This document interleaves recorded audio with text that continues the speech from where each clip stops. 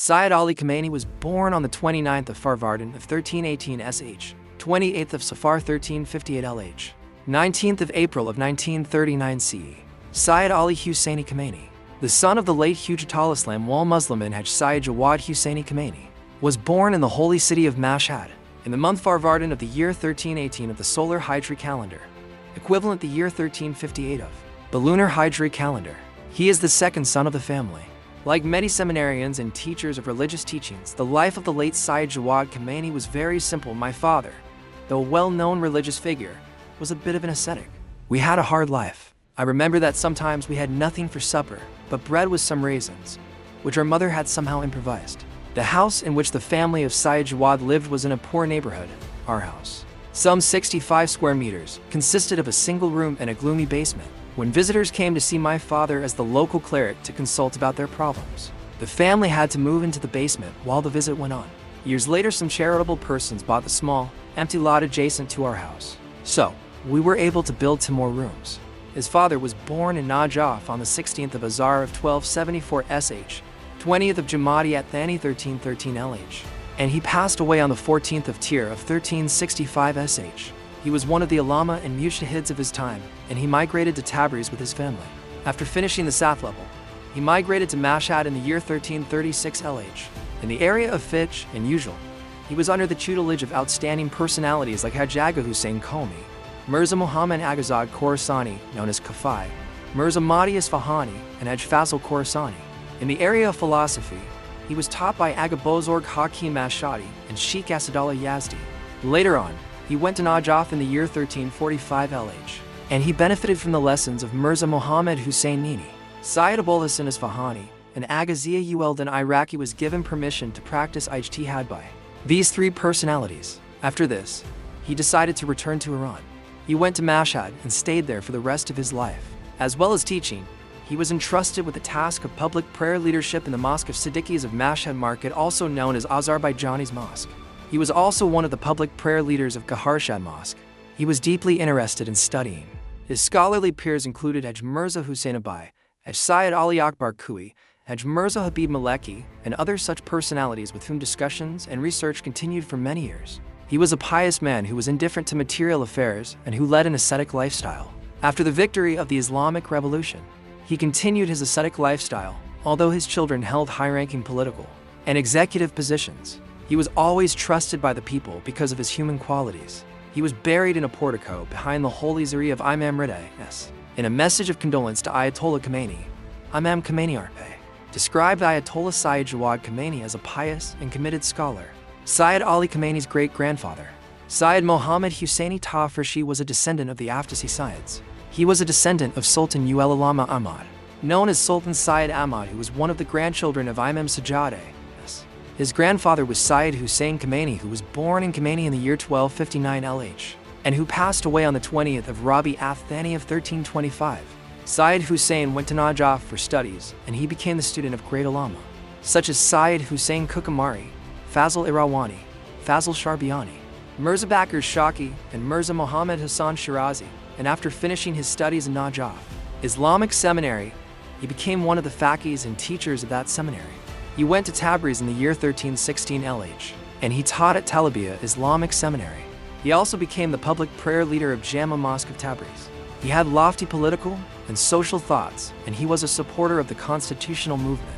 He always encouraged people to support and protect this movement. Some of his works are his annotated edition of books such as Riyath al-Masail, Qawanin al-Usul, Makasib, written by Sheikh Ansari, and Fawad al-Usul. His annotated edition of Luma was dedicated to the Husainiya Shishtari Library in Najaf. Sheikh Mohammed Kiabani, a seminarian who engaged in political activities in the constitutional era, was his student and son-in-law. Syed Mohammad Khomeini, born in 1293 in Najaf and died in the year 1353 LH. In Najaf, was Ayatollah Khomeini's paternal uncle. He was known as Prophet, and he was one of the students of Akin Khorasani, Shariat Isfahani, and other great personalities of Najaf. He was well aware of the developments at the time, and he was considered to be one of the supporters of the constitutional movement. Syed Ali Khamenei began his education at the age of 4. He was sent to Maktab, and he began to learn the Holy Quran. He attended the first Islamic school of Mashhad, Dar al-Talim Dayanati, for elementary school. At the same time, He began to study the Holy Quran from a number of Qur'an in Mashhad. When he was in the 6th grade, he began his elementary seminary studies. His great interest in seminary studies and his parents' encouragement helped him enter this world after finishing elementary school. He continued his Islamic teachings at Sulaiman Khan Islamic Seminary. He also learned some basic teachings from his father. Later, he went to Nawab school and he finished 7th level there. Simultaneously, he went to high school and continued until the 2nd level. He studied Malam al-Usual from Ayatollah Syed Jalil Husseini Sistani and the annotated edition of Luma from his father and Mirza Ahmad Modarz Yazdi. He studied Rasail, Makasib, and Kifaya with his father, and Ayatollah had Sheikh Hashim Kazvini. In the year 1334 SH, he began attending Derzikharij, which was taught by Ayatollah Sayyid Muhammad Hadi Milani. In the year 1336 SH, he went on a trip to Najaf. There he attended the classes of well-known teachers of Najaf Islamic Seminary such as Ayat Sayyid Mohsin Hakim, Sayyid Abulkasim Kui, Sayyid Mahmud Sharudi, Mirza Bakir Zanyani, and Mirza Hassan bin Erdi. However, he returned to Mashhad because of his father's reluctance to live in the city. In Mashhad, he attended the classes of Ayatollah Milani for another year. Later in the year 1337 SH, he went to Qom Islamic Seminary because of his great interest in continuing his studies. In the same year, and before traveling to Qom, he was given Rivayat permission by Ayatollah Muhammad Hadi Milani. In Qom, Syed Ali Khamenei benefited from the tutorship of great personalities such as Ayat Haj Aga, Hussein Boryerdi, Imam Khomeini R.A., as Sheikh Morteza Hari Yazdi, Syed Mohammad Mahakik Damit, and Allama Tabatabai. During his stay in Qom, he spent much of his time researching, studying, and teaching. In the year 1343 SH, he had to return to Mashhad in order to help his father, who had developed some sight problems. Once more, he attended the classes of Ayatollah Milani, which continued until the year 1349. As soon as he went to Mashhad, he engaged in teaching high-level fiqh and usual based on books such as Rasail, Makasib, and Kifaya. Moreover, he held tafsir classes for the public. A large number of youth, particularly students, participated in these classes. In his tafsir classes, Ayatollah Khomeini taught the most important bases of Islamic thought and philosophy based on Quranic ayahs, and he stressed the necessity of revolutionary activities and overthrowing the Taghouti regime so much so that the participants in his tafsir classes reached the conclusion that a government based on Islam and religious teachings should be established in the country. One of his main purposes of holding tafsir classes was conveying the principles of the Islamic Revolution to society. In the year 1347, he began to teach high-level tafsir for the clergy, and these lessons continued until the year 1366 before he was arrested and exiled to Iran Shah. His tafsir classes continued even after his presidency. He started to teach Derzikharij in the year 1369, and since then, he has engaged in teaching principles of jihad, qizas, makasib, and travelers' daily prayers. Ayatollah Khomeini is well versed with poetry and literature, and has always been interested in reading novels and fiction. He has read many well-known novels and works of fiction from around the world. This interest in reading novels, literary works of great writers in the history and culture of Eastern and Western nations continues. He has engaged in literary criticism and composing poems. He is in contact with many poets, writers, and intellectuals. During the time when he was in Mashhad, he participated in literary meetings in which great poets were present. He engaged in critiques of poems in these literary meetings. Ayatollah Khomeini himself has composed some poems, and he has used the pseudonym Amin. Trustworthy in recent years. Reading history books is another part of his studies, and he has mastery over discussions and subjects on contemporary history. The political religious activities in Ayatollah Khomeini's household had prepared him for political religious activities in later life. The starting point for his entry into political activities was his meeting with the famous Islamic revolutionary Syed Mojtaba Nawab Safavi Mirlohi in Mashhad when Ayatollah Khomeini was a young seminarian. As he himself says, this meeting created the first revolutionary spark in him. His first meeting with Imam Arde took place in the year 1336, and he became familiar with the political aspect of Imam Khomeini R.A. during the events related to the ratification of the State Council's bill. Under the leadership of Imam Khomeini R.A., Ayatollah Khomeini entered different arenas of fighting against Taghut in the year 1341. He was one of the first personalities who began revolutionary activities before the uprising of the 15th of Khordad of 1342. In Bahman of 1341, after a poll on the State Council's bill, Ayatollah Khomeini and his brother, Syed Mohammed, were entrusted with the responsibility of delivering Ayatollah Muhammad Hadi Milani's report to Imam Khomeini. This report was about the reaction of the people of Mashhad to this poll. First arrest during the uprising of the 15th of Khordad. In the year 1342, when the month of Muharram was approaching, Imam Khomeini entrusted him with the responsibility of delivering messages to Ayatollah Milani and Alama, seminarians and religious groups of Khorasan in order to continue the movement and inform the people of the propaganda of the Pahlavi regime. In these messages, Imam Khomeini had laid down a number of guidelines. He had asked the Alama and clergy to narrate the events of the massacre at Fayziya school from the 7th day of Muharram. This was done in order to show the crimes of the Pahlavi regime. Ayatollah Khomeini himself went to Burjand, which was under the influence of knowledgeable personalities, with the purpose of achieving the goals and guidelines of Imam Khomeini R.A. In the minbars and meetings held in the city, he delivered a speech about the massacre at Fayziya school and the domination of Israel over Islamic societies. Following these speeches, he was arrested in Mashhad on the 12th of Khordad of 1342, which coincided with the 7th of Muharram. After he was freed, Ayatollah Muhammad Hadi Milani went to visit him. He pursued his political activities in the meetings that were held in Ayatollah Milani's house, with the purpose of continuing the Islamic movement in Imam Khomeini's absence, who was under house arrest. Shortly after, he returned to Qom Islamic Seminary and organized political activities with the help of a number of revolutionary activists. These activities took the form of meetings and campaigns. He was one of the clergy who sent a telegram to Ayatollah Syed Mahmud Talakani, Mehdi Bazargan, and Yadallah Sahabi, who had been arrested because of their support of Imam Khomeini R.A.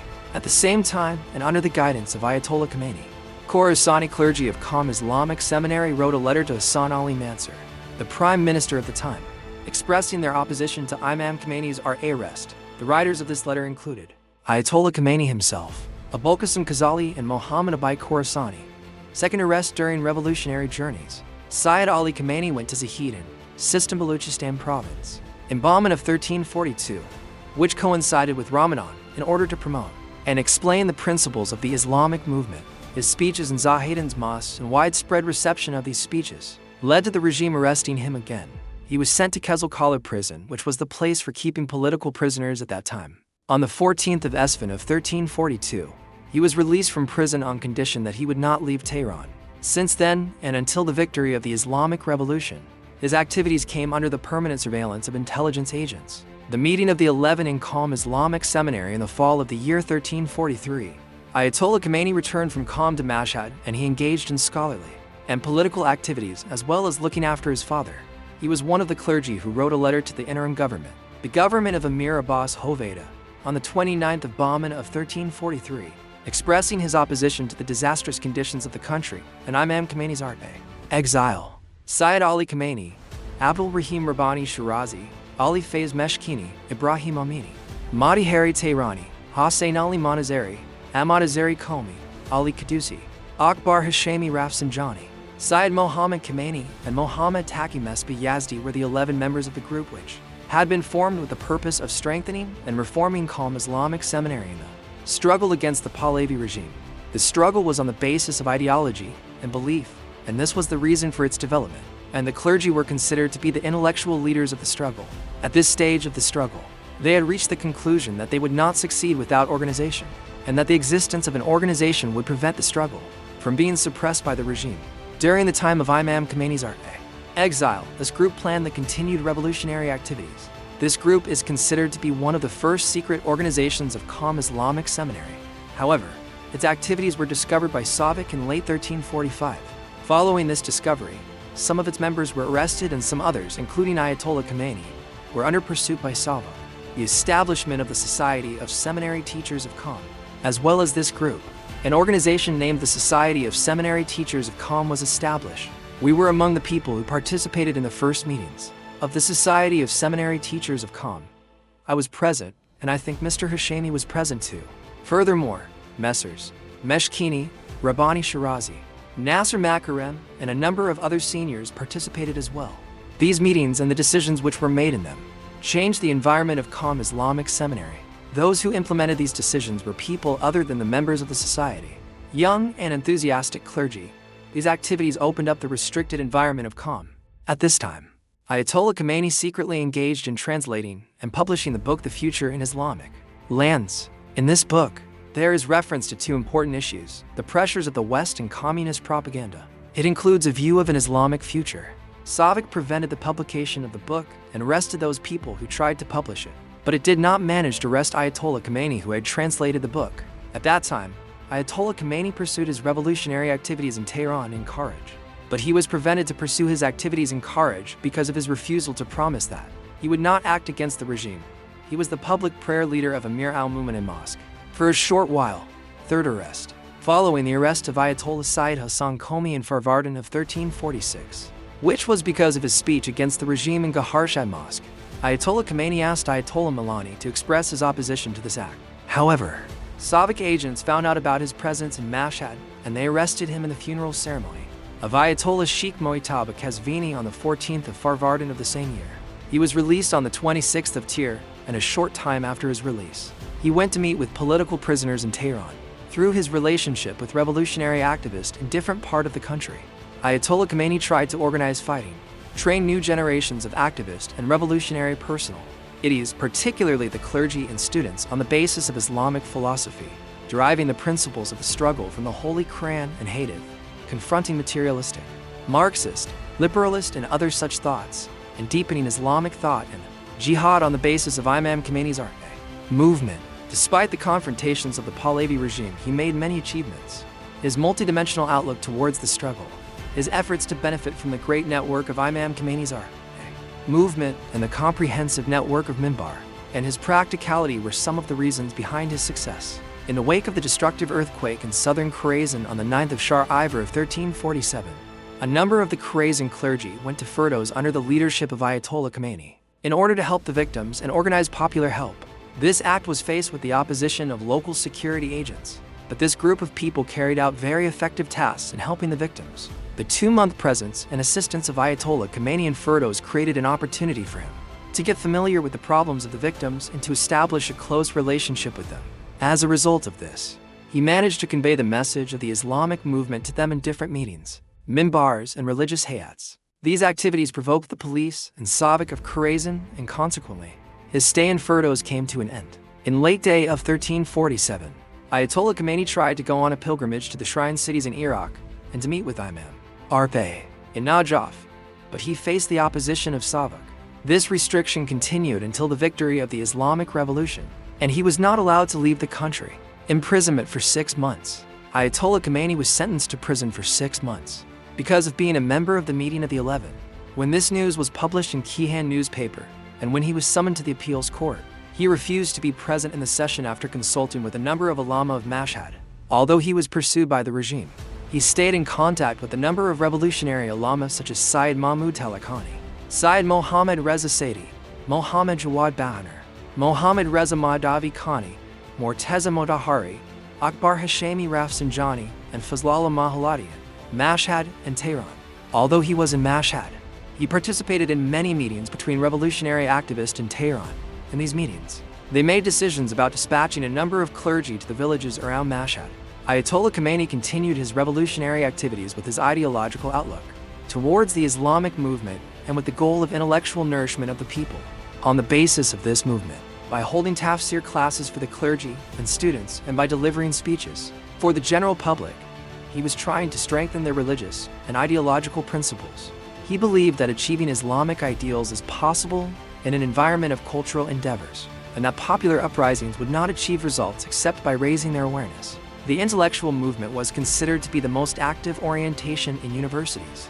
Ayatollah Khomeini considered this movement to be necessary in the face of the activities of those political orientations that believed in Marxism. Therefore, he organized meetings with the presence of Islamic activists and intellectuals in the year 1348.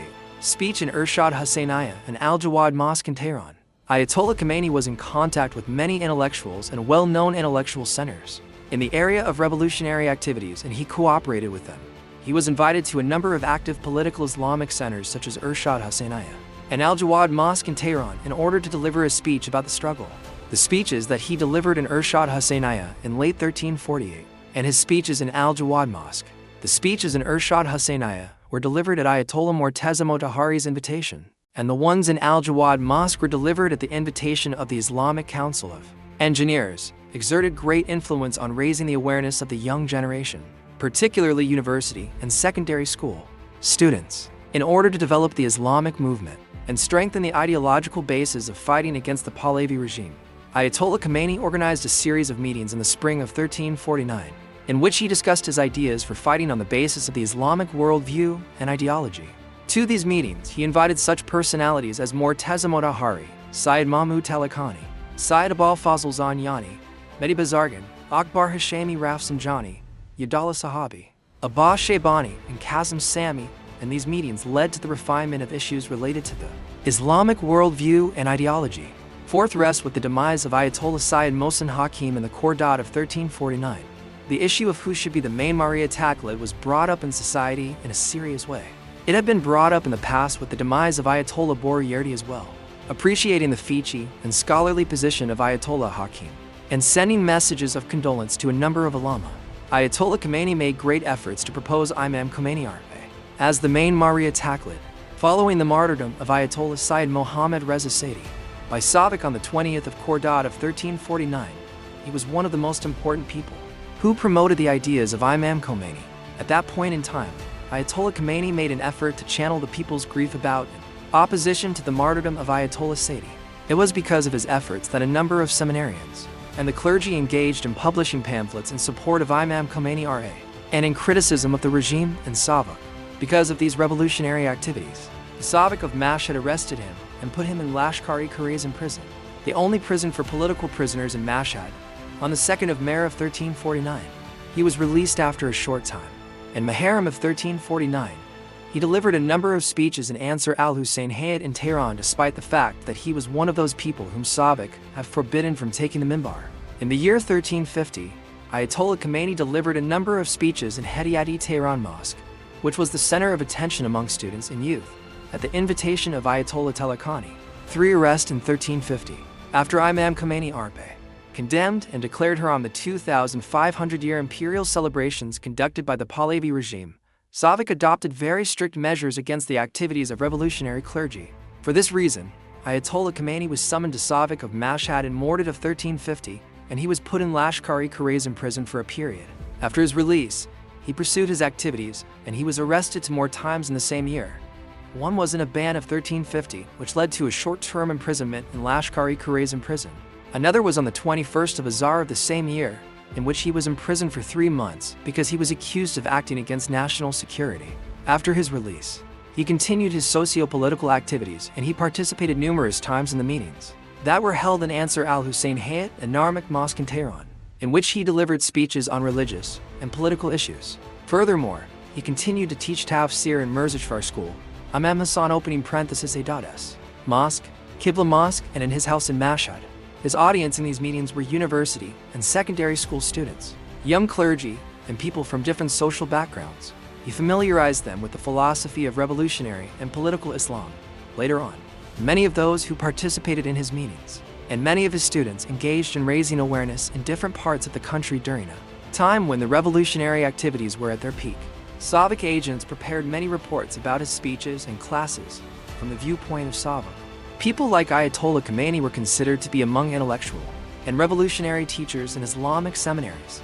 Savak thought that these personalities tried to raise the political and social awareness of seminarians and the clergy, as well as establishing close relationships with students and youth. In Farvardin of 1352, Ayatollah Khomeini went to Nayshabur in order to promote revolutionary ideas.